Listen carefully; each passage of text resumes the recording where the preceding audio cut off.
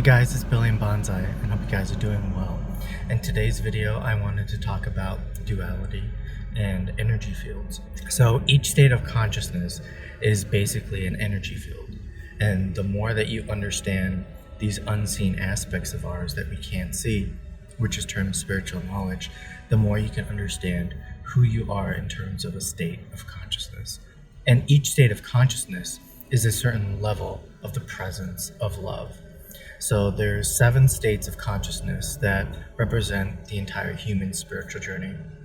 And this starts from the root of our being to the crown, which is the equivalent or measurement of the energy centers or chakras.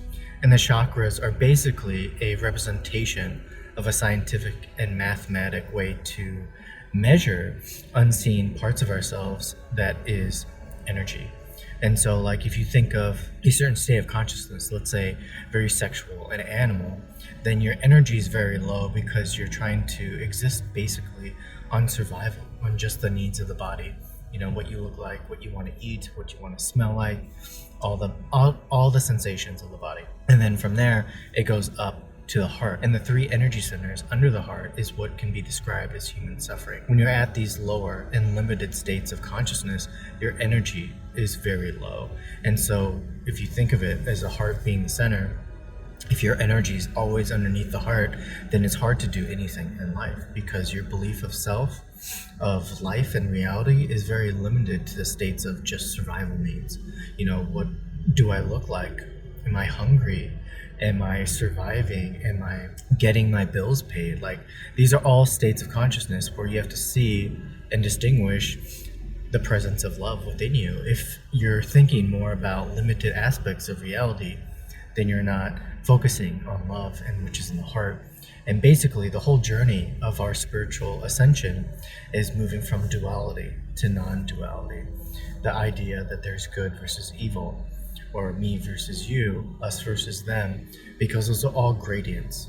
They're all different energy states. They're not reflections of each other. They're just replacements. And so there is no need to identify or label anything in a non-duality state because you're not trying to categorize something to keep yourself safe or in a certain level of being because it makes you uncomfortable. And so you have to understand that these levels of consciousness are energy fields, and the more energy that you create from within raises your energy to a higher and more empowered state of being. And the whole concept of spiritual teachings is to turn away from the outside world telling you how to feel and be more in tune with your inner world and your inner energy, and know that level and that state of being at a more consistent rate, where then no matter what happens outside of you, you know that you are in full control of your energy and your energy field, your aura, your reality, because you know that you're creating your reality and there's nothing outside of you that can change that, because you have full confidence and belief in self. And that, to me, is what sums up the spiritual journey, because we have to realize that we have this lower mind and this altered version of ourselves that we programmed with limited thoughts and beliefs. So the more that you think that you can't do something, or you're not able to do a dream, or a part of you that feels like it'll make you so happy to just do it or create, if there's a part of you that stops you from that happiness and joy, that's your limited self that you've been programmed. And that, so you have to become aware of it, like becoming aware that Luke has a father, Darth Vader. You know, you have to become aware that your mind is this warlike, limited aspect of you. And you need to then be able to be aware of it and tell yourself that with common sense, to be like, you know what? I am capable of doing this today. I am going to be able to pay my bills. I am going to believe in myself because I am the creator of my reality. And there's nothing stopping me from that fulfillment and that happiness besides these limited thoughts.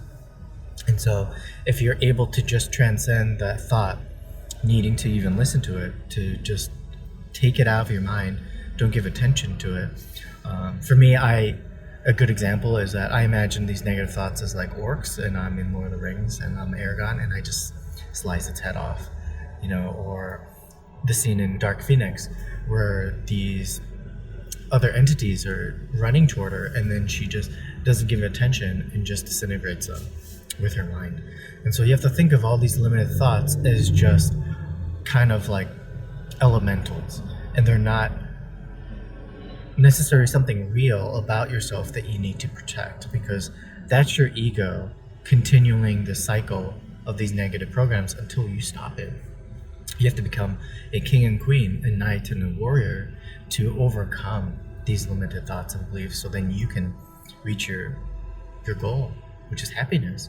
And so that's the whole concept of the spiritual journey too, is that you want to see good and happiness in the world. So you need to become good and happy.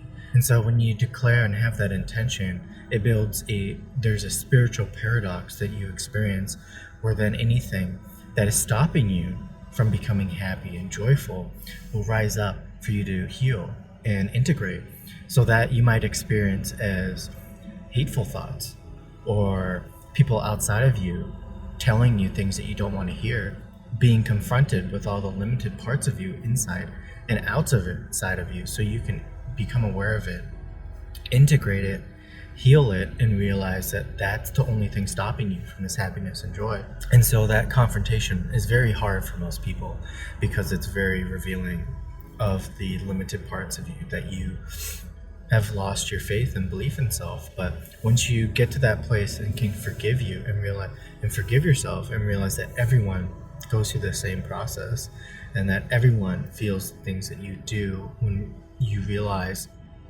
that you've abused your power, but now it's the time to really use it for good, because you realize that the only thing that has created evil or negativity in your life is your own mind, is you. And that realization, that journey, that human experience is what frees your energy to then realize that now you can create anything that you can imagine, because anything that comes up to be revealed to you is a paradox only because it's helping you get to the place of this happiness and joy. And that's why filmmaking and stories are so profound and beautiful to us, because they convey that same story, the same spiritual journey and evolution from a place of duality of there's something against me, to then a freedom of knowingness that there is nothing against me besides me.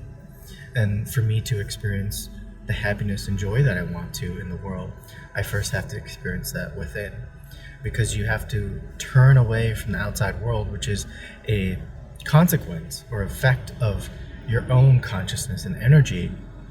But cause and effect is also a duality, so you have to see beyond that, where they're both happening simultaneously. And that for you to experience the happiness and joy outside of you, you have to turn your attention to the inside to know that it creates the outside.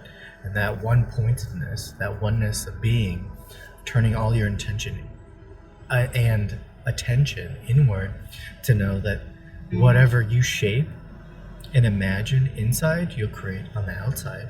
And it's just that paradox, that turning of attention from the outside to inside, that takes time and work. And most of the time that I've realized, it takes 10 to 20 years of constant attention and conscious awareness, and sometimes a full lifetime to get yourself out of this lower mind. So you have to commit to it. You can't just say, I'm going to do inner work and then do yoga classes and meditate every once in a while. You have to really care about yourself to know that you want to evolve and have a more abundant life, and know that everyone's journey is facing their own selves, and knowing that they have to change their own energy from within to then experience a change in physical reality. The war in the mind has to end. Peace has to be more important than war, or being right, or being better, or feeling better about yourself. You have to just be okay with every feeling, no matter what it is, good or bad, and just let yourself become aware of yourself and feel your reality first. Don't react to anything outside of you, but then just feel it. And then when you come home, reimagine the experiences that maybe didn't go the way that you wanted to, but then reimagine them in your imagination and redo them, reconstruct it, create the experience like it happened the way that you want it, because then you're identifying the pattern which is within, and you're changing it. You're changing your energy to become a more desired state of being, of experiencing. And when you change that from within, it's bound to change on the outside. And the more that you practice that, the more that you experience it, and then you get more confident and excited about what you're creating on the inside, because the outside gets greater, greater, and greater. And the peace gets greater, greater, greater. Where sometimes it's overwhelming how peaceful and beautiful everything is, because that's how you feel on the inside. And then no matter what happens, the emotions, any frustration or anger, you are okay with it, because you know that anytime you limit yourself by not being okay with it, it creates that altered version of you in the shadow that then you have to face later in life or in current moments that's keeping you from your happiness and peace. So just remember, turning your attention from the outside to the inside is the beginning of this spiritual journey, and develop the energy from the inside to a place where it overcomes any limited or negative thought, and then you become a king and queen of your reality, because your consciousness and energy are in union and full belief with itself. And your inner world is so profound and beautiful and strong. And the only way to get rid of evil in life is to live a happy and beautiful life. It's not to fight the government or go to war with anyone. It's being able to change your consciousness from a place of duality, of war, to peace. And to be able to know that once you do that, there is no evil in your reality ever. You will never experience it, because you're only creating happiness and peace from within. And that's the only thing that we need to focus on to change this world and this reality, instead of going to battle and going to war with limited states of being. So thank you again for watching this video. And please don't forget to subscribe to my YouTube channel and join the 58 membership for more content to empower your life.